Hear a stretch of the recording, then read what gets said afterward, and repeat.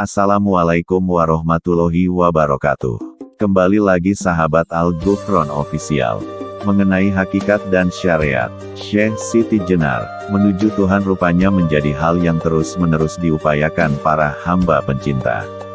Dalam ajaran agama, banyak cara dan jalan yang ditempuh oleh para ulama rohaniwan, mengajarkan pada kita. Salah satu contoh di dalam ajaran Islam mengenal istilah adalah gerakan batin, hakikat. Semisal yang dicanangkan oleh Al-Halaj dan diteruskan oleh Syekh Siti Jenar di Indonesia. Wali ini tidak dimasukkan dalam lingkungan atau anggota Wali Songo. Mungkin karena sistem dan metodenya tidak sama. Tetapi generasinya terus berkembang hingga kini. Tidak mengetahui di mana salatnya. Di samping itu ada banyak jenis gerakan selain Syekh Siti Jenar yang dicanangkan oleh para Wali Songo. Di antaranya adalah tarekat. Pertanyaannya, apakah gerakan tarekat yang dicanangkan para wali itu masuk dalam kategori syariat atau gerakan hakikat? Islam lahir didahului oleh hakikat baru kemudian syariat. Buktinya Nabi Shallallahu Alaihi Wasallam bertahanuts, bermalam di Gua Hira. Beliau menghabiskan malam-malamnya di sana untuk beribadah dengan mengabdikan diri kepada Allah Subhanahu wa Ta'ala. Beberapa malam kemudian, turunlah wahyu pertama. Disinilah syariat mulai dibentuk untuk umatnya. Namun pada giliran periode berikutnya, muncul gerakan yang mirip hakikat yang diajarkan oleh Al-Halaj yang cukup bertentangan dengan syariat pada umumnya. Beratus tahun kemudian hadir pula di Indonesia.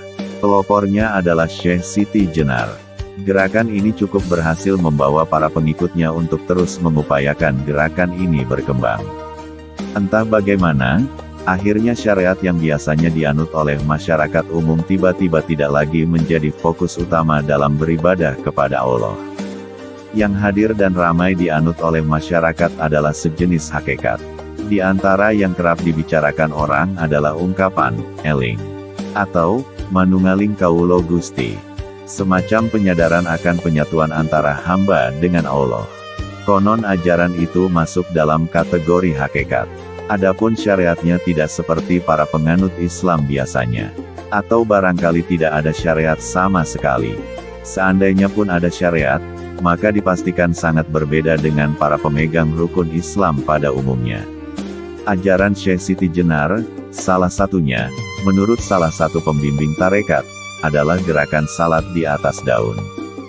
Generasinya hingga kini pun masih mempraktekkannya. Selembar daun dipotong dan digelar sebagai sajadahnya lalu melaksanakan salat di atas daun itu di permukaan air. Atau suatu ketika selembar daun pisang menempel di dahannya, maka disitulah mengerjakan sholatnya. Jadi begitulah seseorang yang khusus, mendalami ilmu syariat Syekh Siti Jenar. Karenanya, tidak mustahil seseorang itu mempelajari bagaimana bisa terbang dan menghilang. Itulah yang diajarkannya, itulah karomahnya, itulah yang saya dengar dari guru. Masalah benar tidaknya saya belum tahu. Bagaimana dengan gerakan para wali lainnya? Menurut Abdullah Asy-Syaroni bukan itu yang istimewa. Karomah dipandang oleh Asy-Syaroni adalah al-istiqomah, meskipun kecil kelihatannya. Sehingga timbul ungkapan, khairun min alfi karomah, istiqomah itu lebih baik daripada 1000 karomah. Karenanya, tidak perlu tertarik dan tidak perlu mempelajari hal-hal seperti itu. Inilah yang disebut gerakan tarekat yang dipelopori oleh para aulia. Karenanya pernah ada seorang ulama besar membuat geger orang-orang, di mana sholatnya tidak pernah diketahui. Namun tiba-tiba saja ulama itu ada di sana. Wallahu alam kita tidak tahu, namun itulah gerakan mereka. Jadi sangat antik mereka punya gerakan. Karena itu Wali Songo tidak mau ketinggalan punya gerakan juga. Tarekah namanya. Jadi tarekat yang diajarkan para wali itu sangat jelas dan terlihat apa adanya. Para pengikut tarekat saat berkumpul ramai-ramai kemudian melakukan zikir tarekat bersama-sama. Ramai-ramai ditalkin atau dibayat oleh mursyidnya, oleh mukodam atau khalifah, terserah istilahnya apa, itu semata-mata untuk melestarikan gerakan Wali Songo. Itulah alasannya mengapa para pengikut tarekat berkumpul. Sementara para pengikut Syekh Siti Jenar pun gigih membuat generasi penerusnya dengan gerakan-gerakan yang dianggap kontroversial. Sementara grupnya Wali Songo ternyata kelihatannya lebih berhasil dalam gerakannya. Sehingga berkembanglah tarekat di seluruh dunia dengan berbagai versi dan silsilahnya hingga kini. Salah satu inti gerakan tarekat yang dikedepankan oleh para Wali Songo adalah hal yang jelas bentuk syariatnya. Buktinya adalah orang-orang tarekat zikirnya jelas, bagaimana ucapannya, di mana tempat berzikirnya, apa yang diucapkan, siapa gurunya dan kepada siapa silsilahnya begitu jelas hingga usul kepada Rasulullah SAW. Tanpa ada yang disembunyikan sama sekali. Tentang ajaran hakikat pada tarekat yang diajarkan para wali hanya mengajarkan hobi selebihnya zikir, sholawat dan membaca Al-Quran kepada para pengamal tarekat. Hofiz sendiri merupakan hal rahasia yang tidak bisa diajarkan melainkan dengan talqin kepada mursyidnya, mukodam atau khalifahnya. Namun ajaran, hakikat, yang dikedepankan oleh tarekat tidak untuk menciptakan sebuah keleban karomah. Semata-mata hanya untuk bagaimana mampu berkomunikasi kepada Allah dalam segala tingkat keadaan dan situasi. Jikapun ada kelebihan yang ditimbulkan, hal itu semata-mata karena maziah saja dan tidak ditampakkan. Bahkan jika seorang pengikut tarekat memiliki karomah, ia sendiri menganggapnya sebagai beban yang berat sekali dipikulnya.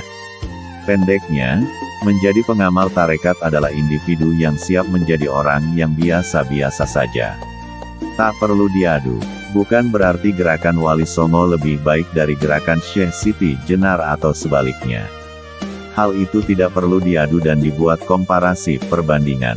Karena hal ini tidak perlu diadu antara kelebihan dan kekurangannya.